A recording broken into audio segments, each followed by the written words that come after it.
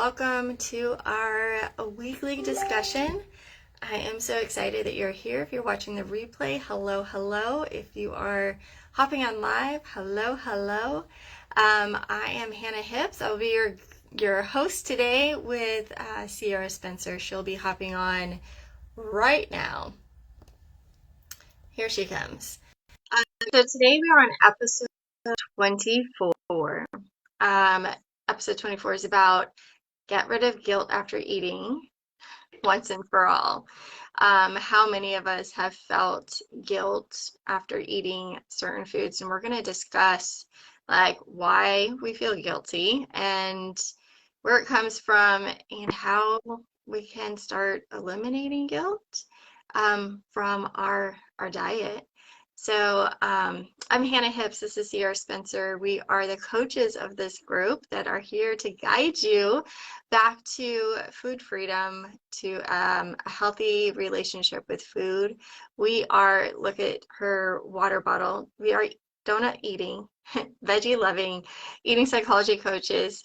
Sierra is a diet recovery coach as well as I am a yoga instructor. So you get a well-rounded view of food. I think it's important because really we just want to make food easy. Like we hear a lot of our clients and people that we talk to, they think about food all the time. They just want to eat healthy. They just want to be healthy and things get in our way. And do you know what? Me and Sierra are experts at finding the things that are getting in your way of getting into your true health that you want, the relationship that you want with your body and your food.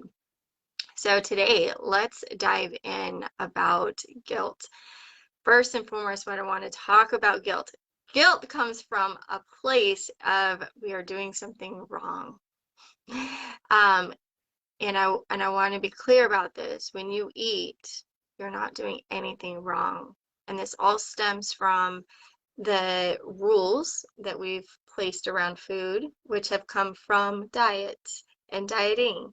So if we feel like we're doing something wrong, we're going to feel guilty about it. And honestly, guilt does not belong in our diet. I remember I would feel super guilty. I was eating everything. I was eating paleo and everything was good, and I would feel like this sense of anxiety and stress every time I was going to eat something that was not necessarily on my plan, and I would beat myself up over it. And what would happen, because I would beat myself up over eating, say, like cake at a birthday party or something along those lines, like I couldn't get past being okay with it, and I would end up eating more, and I would end up just like getting stressed out about it, beating myself up, saying I'm a horrible person, like what's wrong with me? And the guilt honestly is way worse than the actual food that we're eating. So Sierra, I have a question for you. Where does guilt come from? I know I touched a little bit on it, but I know you got more. Yeah. Where does guilt come from? And like, why is it showing up with what we eat? Like Hannah said, like eating keeps us alive. Like, why do we need to feel guilt? And so let's kind of dive in. Like, where does this come from? So if you're watching live, I just want to say hi. I think I saw Shannon pop on. There's someone else watching that I can't see. If you're watching, just say hi in the comments so we can say hello to you if you would like, and maybe where you're watching from. We have clients all over the world. We have members all over the world. Say hi. So where does guilt come from? Guilt comes from this feeling that you're breaking the rules. And if you have a lot of the people we work with, or maybe you're in this group, you have like perfectionism tendencies, like you like things to be perfect, or maybe you have an all or nothing way of thinking or black and white thinking. And if you have perfectionism expectations around eating, there's going to be a lot of opportunities for you to break those rules and just load on the guilt, right? So again, guilt comes from feeling like you're breaking a rule. So, and we totally understand how these rules might come from, a genuine place of trying to do well, right? Like you're trying to be healthy, you're trying to take care of your body, but like having these food rules and being unrealistic about some of these expectations of like eating perfectly, and how you should and shouldn't be eating, and again, having all these rules is not allowing you to have a peaceful relationship with food and eating. And then it doesn't make room for any kind of joy or comfort. Okay, so when you have all these rules, it prevents you from having peace. It creates guilt. Guilt is a habit. It's a learned behavior. And you know what? You can unlearn it. It's possible, right? So even thinking about like, when did you first, I would love to answer this in the comments. When did you first start feeling guilty around your food? How old were you? Like, what happened? Because you weren't born with this preconceived notion that chocolate is bad, right? You weren't like born with this like, oh my God, I'm a terrible person because I ate a whole bag of potato chips. Those are all BS ideas that diet culture has taught you. They're not healthy behaviors that are helping you with your best life. Okay, so if you haven't heard of diet culture before and you want to learn more, hey Kristen, and you want to learn more about diet culture and what that is, go back into our guides and go check out episode number 18. It's called What About Health? And it talks a little bit more about diet culture. So yes, diet culture, all of these preconceived notions and rules are what's keeping you from having a peaceful relationship with food. So I want to say hi, Shannon. Thanks for saying hi. Um, yeah, guilt was what you said is like a learned behavior. And I remember like I would hide food. Even when I was in high school, living at home, like we'd have ice cream in the house. Ice cream has been a thing for me my whole life. There'd be ice cream in the house, and I would literally hide under a blanket and eat it. Because I didn't want anyone to see me eating it, because I thought like, well, I would be eating all the ice cream and someone would know who I am, who ate all the ice cream. And I felt like really, I did feel guilty about it, but it didn't stop me. So like guilt does not stop you from eating the thing. Like it's going to actually make you overeat and eat more. And guilt is like thinking that we're bad and wrong. So when we think food is good or bad, that is where the guilt comes in. So if we think there's food that are in a hierarchy of good, you probably will feel less guilty about eating it. If you eat a food that you have considered bad, then you will probably feel more guilty about it. And so what we teach in our courses and our coaching is releasing. I know this probably goes into like how you can release the guilt is by creating more neutral approach to food.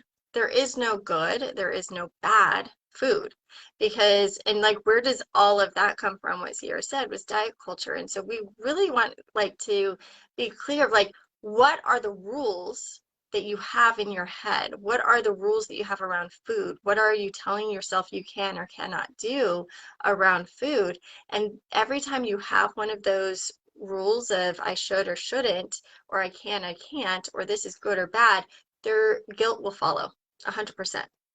And when there's guilt, then that is going to skew our relationship with food, and that is going to make our relationship with food a lot harder to feel good about. Guilt is part of the diet cycle too.